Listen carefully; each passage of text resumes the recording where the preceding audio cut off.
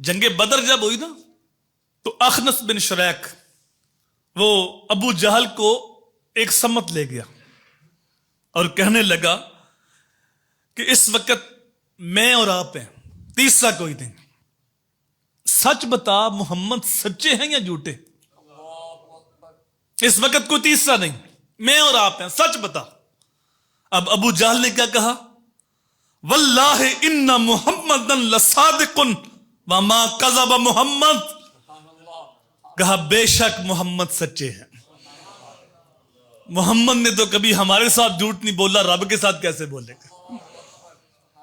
تو ابو جہل بھی تصدیق کرتا ہے کہ حضور ہمیشہ سچ ہی کہتے ہیں۔ جب میرے حضور ہجرت کر کے مدینہ منورہ تشریف لائے تو حضور کے آنے کی دہائی مچی ہوئی تھی، آنے والا بڑی شان و شوکت کے ساتھ آیا تھا۔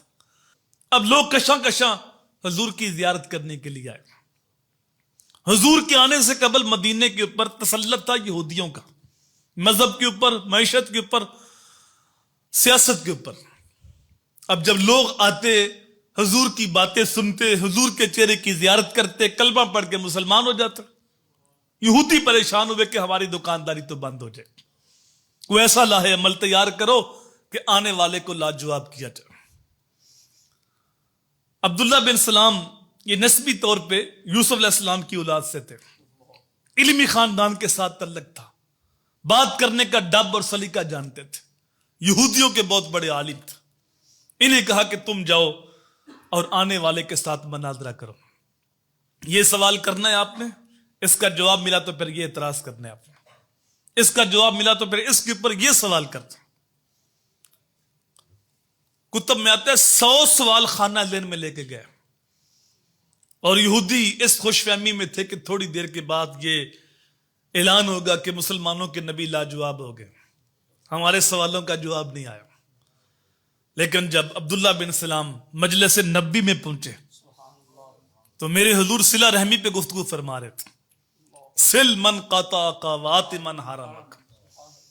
اتنا خوبصورت عنوان تھا اور لہجہ اتنا حسین تھا کہ وہ جو سوالوں کی گٹھری اٹھا کے لائے تھے نا وہ ساری کھل گئی، اور ایک بھی سوال یاد نہ رہا، اور کونے میں لگ کے بیٹھ گئے اور میرے حضور کے چہرے کی زیارت کرنے لگے۔